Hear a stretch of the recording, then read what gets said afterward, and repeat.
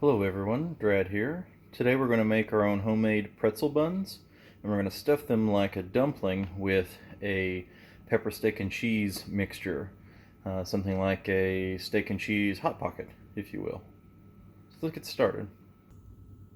Alright, first thing we're going to do is we're going to pour 2.5 cups of warm water. Not super hot, just warm. A little more than room temperature. I'm going to mix that with 2 packages of active dry yeast. So let's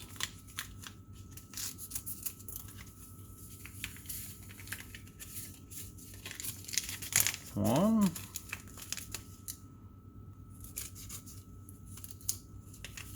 and 2. Okay. I've also melted a 1/4 cup of butter and then let it to start to cool back down. I don't want it to be super hot. Again, just like the water, we kind of lukewarm. We want it higher than room temperature, but we definitely don't want it too hot. Too high of a temp, and the yeast will actually die. So we want at least a little bit of warmth, though, so that they will be activated. That's kind of the reason for that.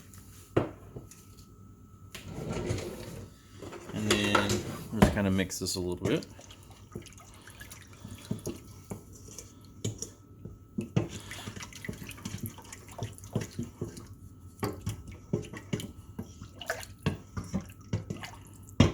Alright, while that's doing its thing for a couple of minutes, I don't have to give it too long, but just a couple of minutes to activate. You should notice that there might be a little bit of frothing or foaming. That's the yeast becoming activated. That's a good thing. We want that to happen.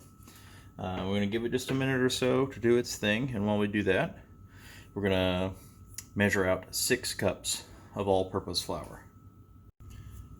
Alright, we've counted out 6 cups of all-purpose flour, and to that I want to add about 2 teaspoons of salt and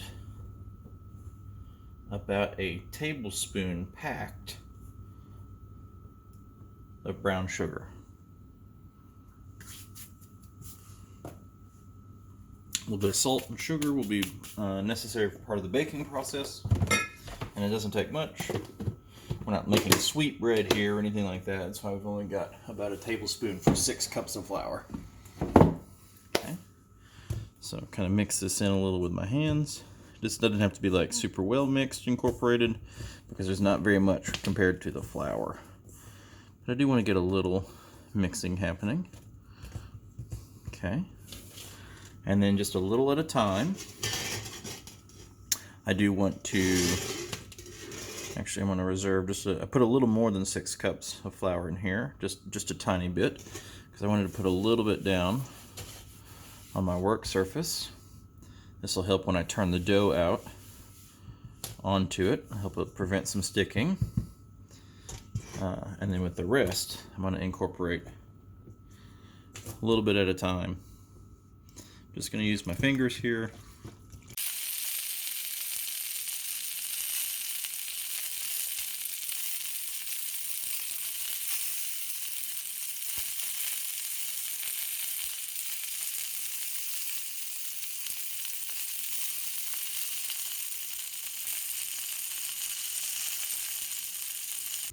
Alright, and I'll just pour this out onto the surface,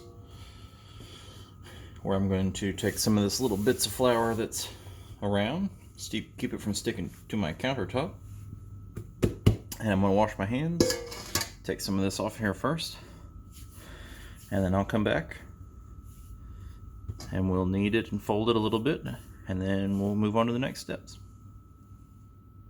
Alright, now that I've washed my hands, it's kind of important that I really dry them very well, or else we're going to end up with the same kind of mud hand problem we had before.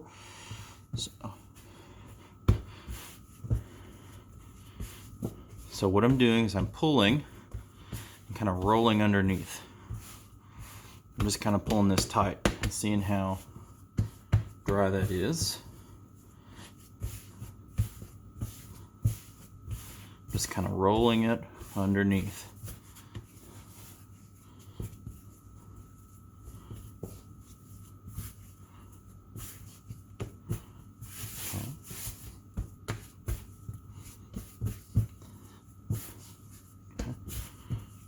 Just keep doing that a few times.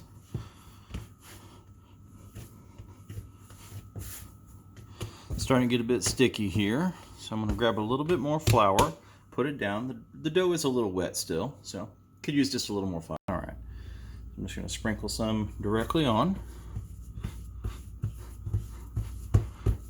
Seeing how well that's incorporating. Sticking to my countertop a little. I let it get too much of the flour picked up. I want to make sure there's always, a good bit of flour like this at the minimum along the bottom, or else when I'm kneading it or rolling it or whatever it is I'm doing, it will stick to the countertop, and we don't want that. So we always want a little layer of flour. All right, so I'm kind of tucking my fingers around and underneath on the bottom, pulling this top tight.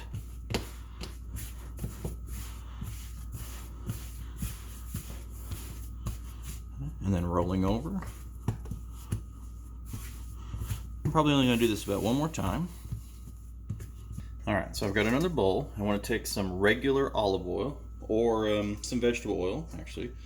Works just as well. I'm just going to use some vegetable oil. Kind of want to lube up the pan just a little bit. Spread it around.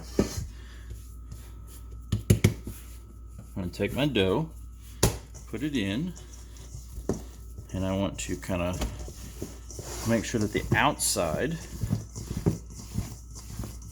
is coated in a little bit of oil. And I want to make sure that the seam part is still on the bottom. I want that nice sheen on the top, solid.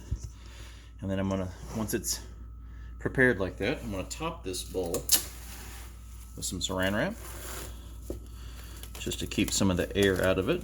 And I'm going to set it in this off to the side and let it rise for about 40 minutes to an hour. So I get this saran wrap on here.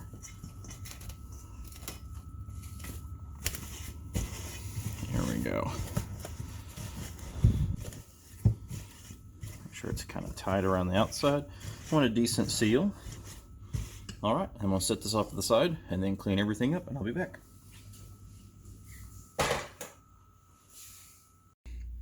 Alright, we've got our dough off to the side, rising. Now we're going to work on the steak and cheese, peppers inside. So what I want to do is heat up a tablespoon of butter and about a tablespoon of olive oil in my skillet on medium.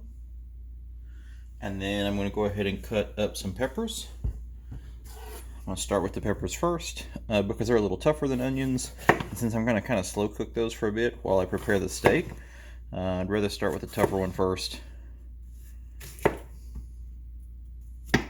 All right, let's cut these up.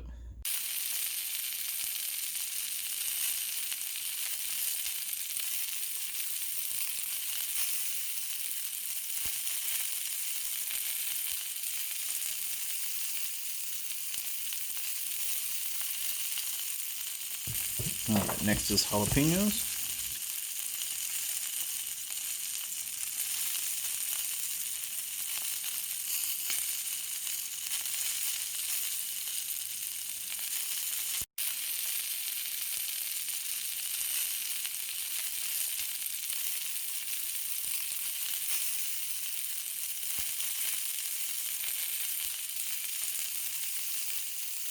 All right, got a few cloves of garlic set out to the side as well. I'm going to put those in after I get the onions done. So I want, instead of little dices of onion, I want strips. So I'm going to cut these in half. Take out the outside peel from each one. And then I'm going to, didn't get all the peel on that one. Just go take this whole layer. All right. And then I'm just going to cut my first part of the strips, and it's like half a ring. And then these rings will give me varying size pieces of onion that will work really well for strips.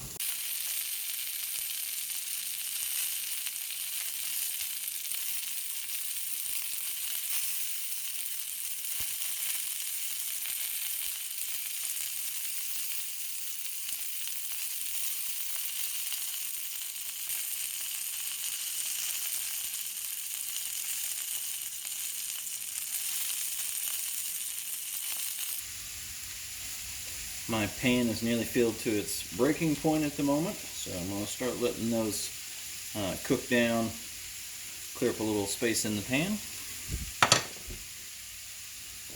It's not best to overcrowd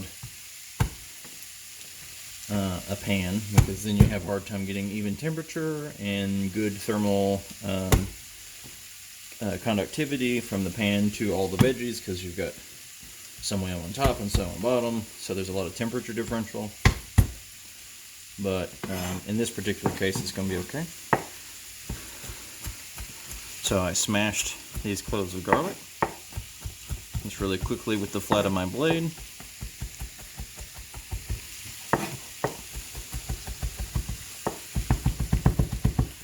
And then just gonna chop them up into real fine bits.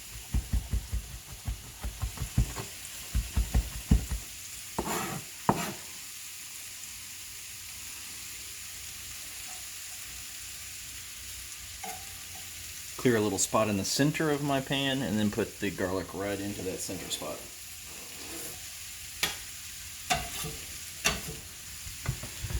Alright, I'm going to keep an eye on that for a minute. I'm going to wind up tossing it a couple of times. I don't want that garlic to burn, but I do want it to get some good color.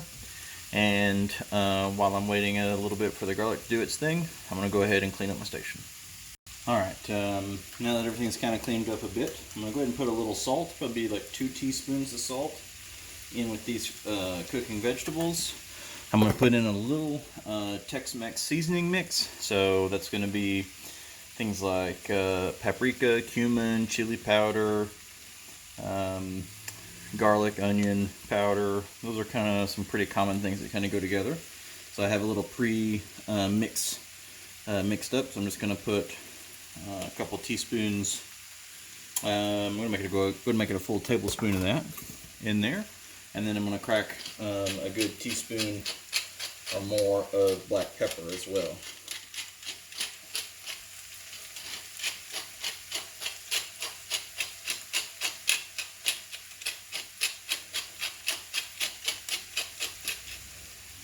Alright, now I'm going to mix this up. I've got still on medium heat, so I'm just slowly sweating some of the liquid out of the vegetables. They are definitely very fragrant at this point, which is good. Still smell the garlic, tons of onion, so you gotta be careful with that on your eyes. Just gonna keep it on medium and let it do its thing.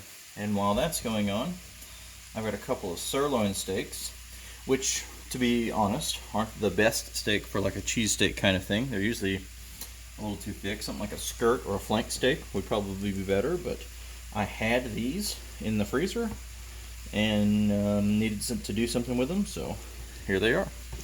So what I'm going to start with is cutting off some of this silver skin on the outer edges. Cut into it and just kind of peel some of that silver skin off. If I can just get my hands on it, I'm just going to use my hands, but if you just get right underneath it a little bit with a single cut, you can just peel the top of it right off. See this huge piece of silver skin right here. So I'll cut this way. I can see it starts way back here. You gotta be very careful.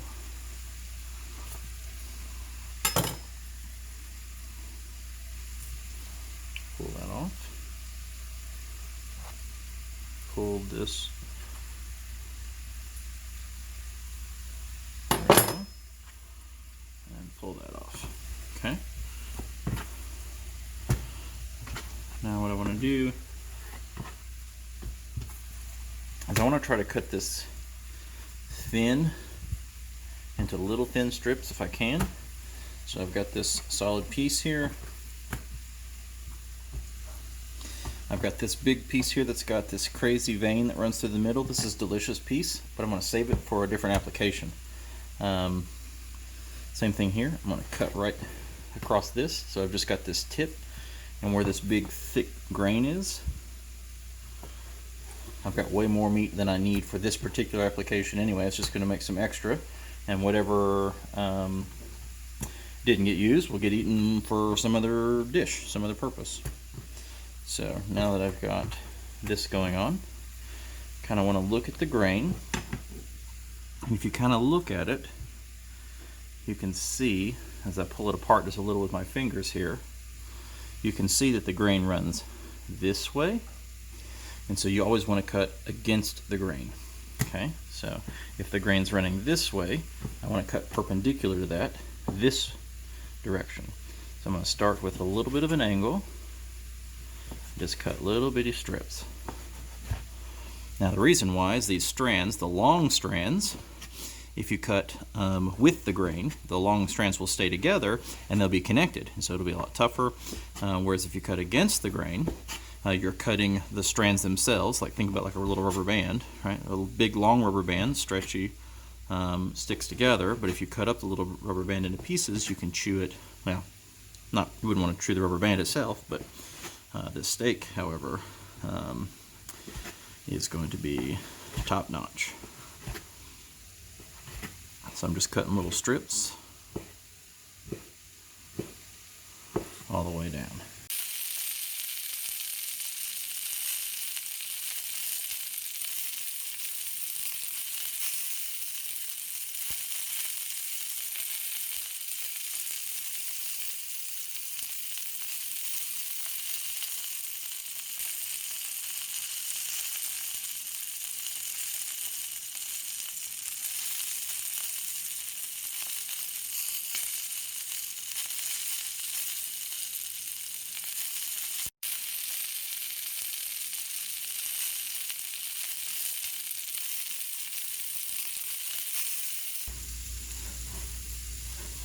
Also remember, when you're doing this isn't so much of a just pushing down, it's a sliding. You're cutting, you're not pushing. So pushing just kind of dents, you are sliding across.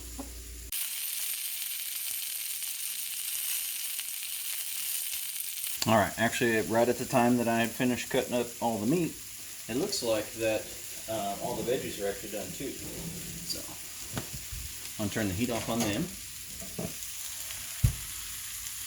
And kind of bring this over here so you can see. All those onions have kind of cooked down. All those peppers. Then we're going to keep an eye out for the dough.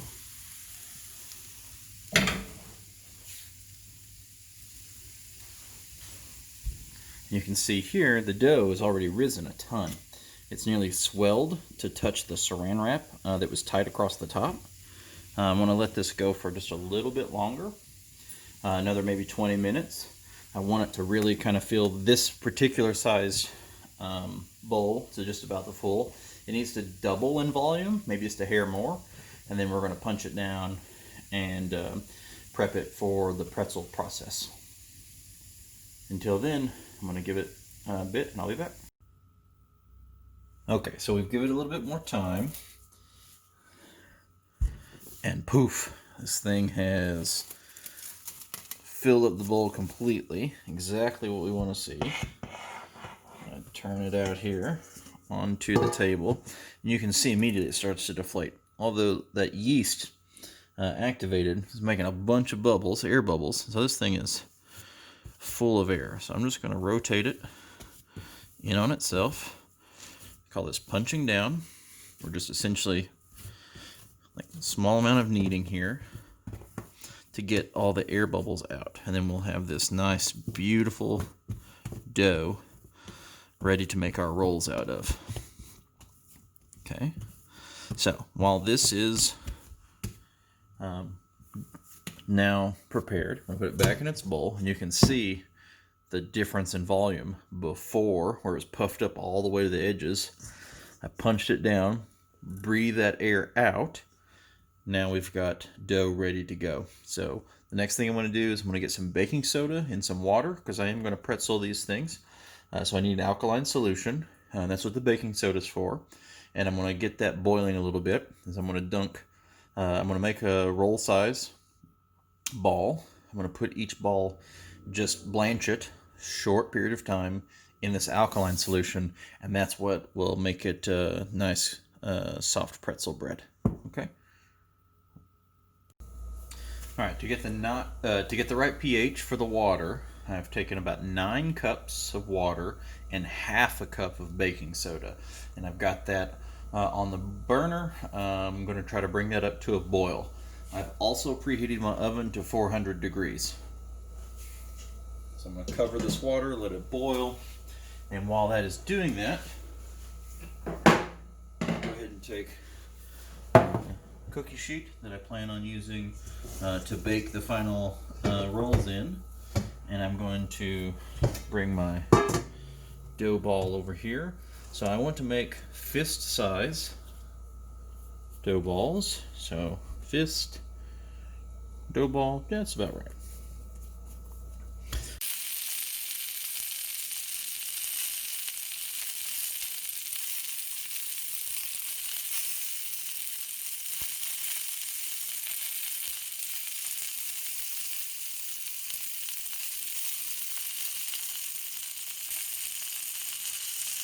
While we're still waiting on the water to come to a boil, I'm going to take all my veggies and transfer it over to the bowl that I was using to house my dough. And then I'm going to clean out this pan and come back, and then we're going to cook up the steak. And then while that's going on, I want to go ahead and season up this beef. So do a little salt.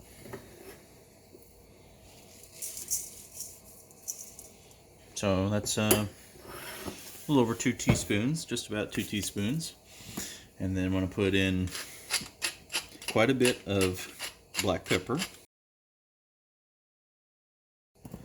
And I'm just going to sprinkle in some garlic powder.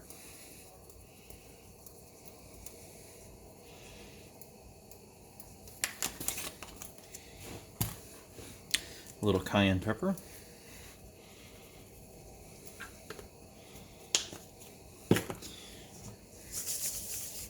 And then I'm basically just going to leave it like that and mix it around.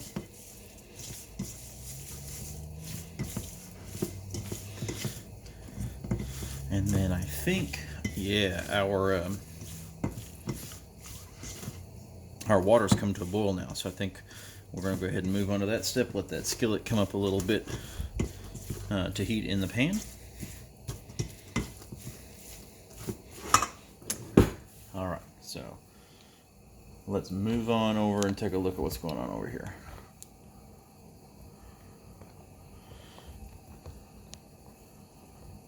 All right, so I've grabbed a slotted spoon, or rather in this case, a spoon with a bunch of holes in it. Got my water boiling. I want to take these dough balls one at a time, put it in the slotted spoon, give it a dump. And we'll probably do about 3 at a time.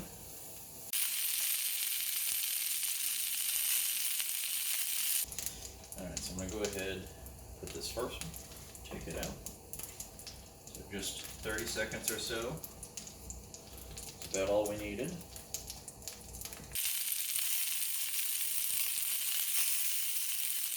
While I'm giving them their 30 seconds to a minute or so, I'm going to go ahead and put in about half of this beef.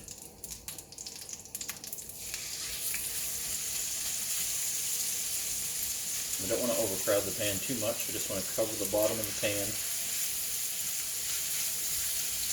I don't want it to be stacked up. So that's about half.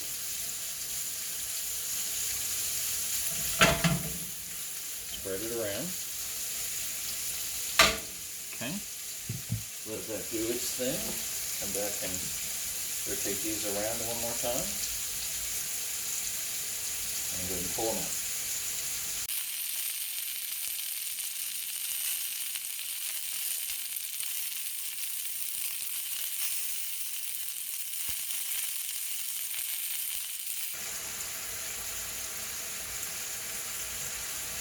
Empty them back out. I think I'm going to go ahead and send these others back in for another dip.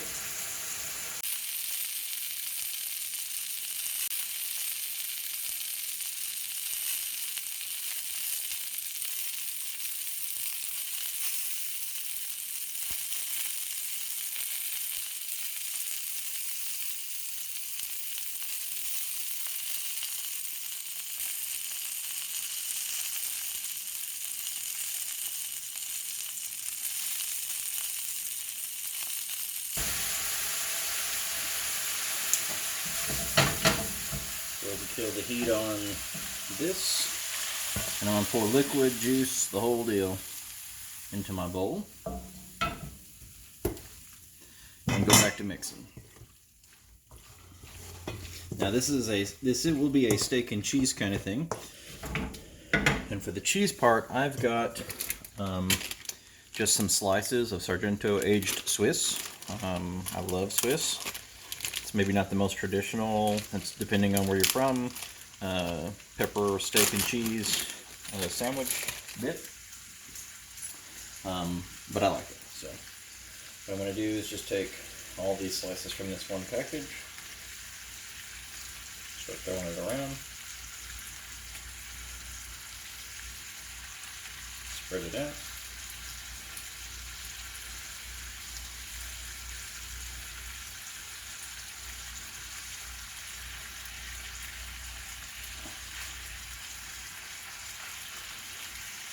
Got some of that juice in the bottom, which will actually help steam.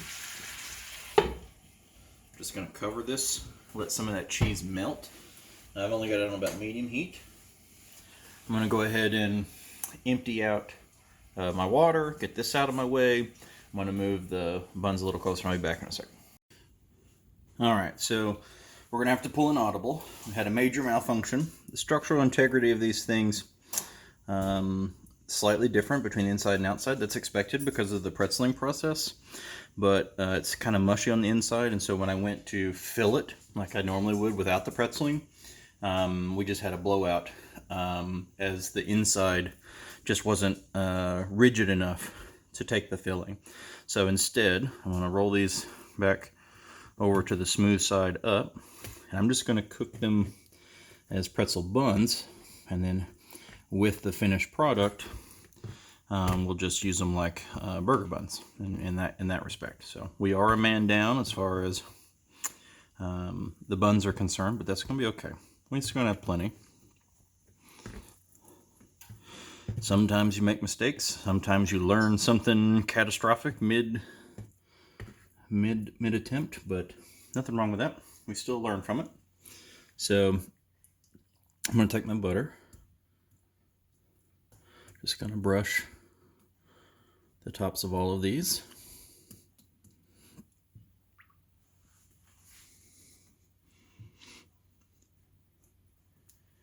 You know, and sometimes that's what it's about. I had done each of these things before separately, but I've never done them together.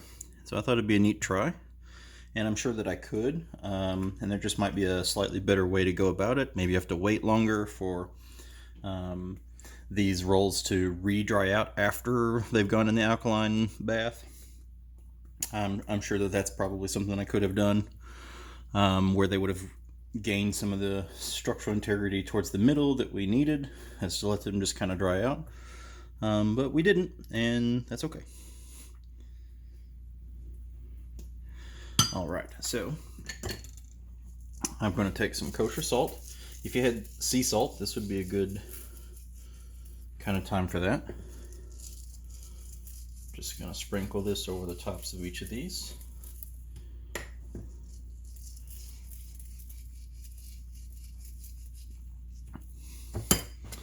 And then I'm going to take a little paring knife, and just score an X right across the top of them.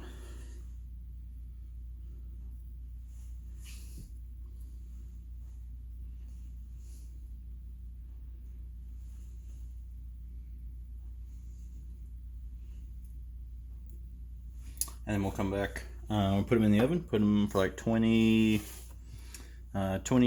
to 28 minutes, kind of depends. We'll see with how many I've got and how much heat they are. They should get really brown across the top, just like a pretzel. So we'll put these in the oven. All right, we've got let our timer go off for the buns. I'm gonna pull those out of the oven here in just a second. I just killed the heat on them. Went ahead and put in another package of the Swiss cheese. I want to go ahead and cheese this up a bit. Didn't get to go with my original plan, so might as well go all out on making this more like a sloppy Joe loose meat cheese steak pretzel burger thing. So it's gonna be good no matter what, but different than the original plan. So let's grab this.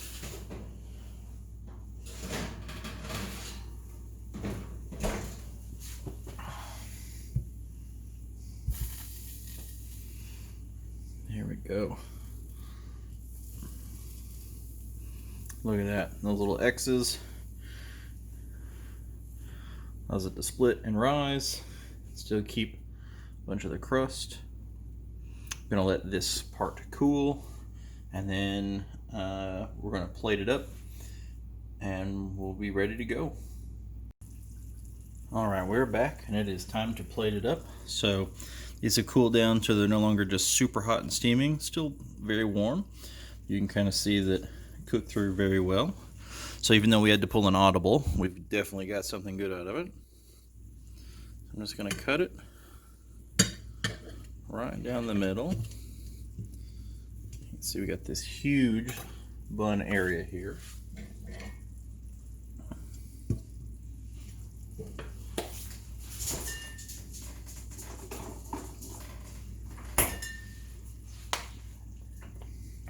I'm going to spread around some Japanese mayo along the bottom and on the top.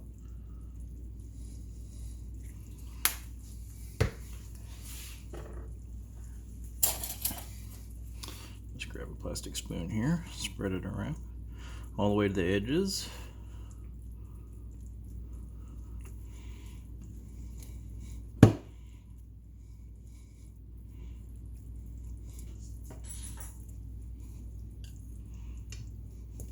Okay.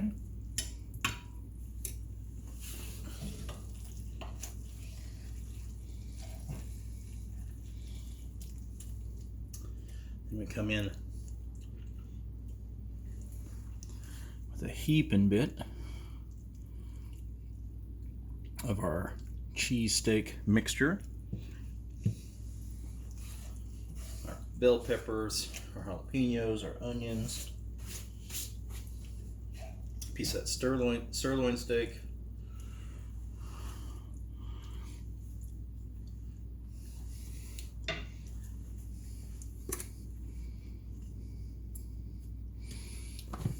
And then on the side, we'll go with some of this red pepper dip I made yesterday.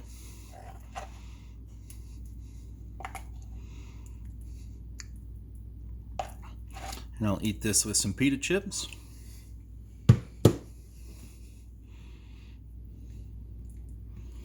And probably a fork, because that's going to be a messy, delicious, wonderful bit to go. So, awesome.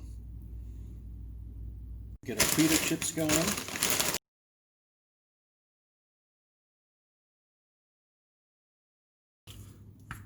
There we go. Another hell of a meal.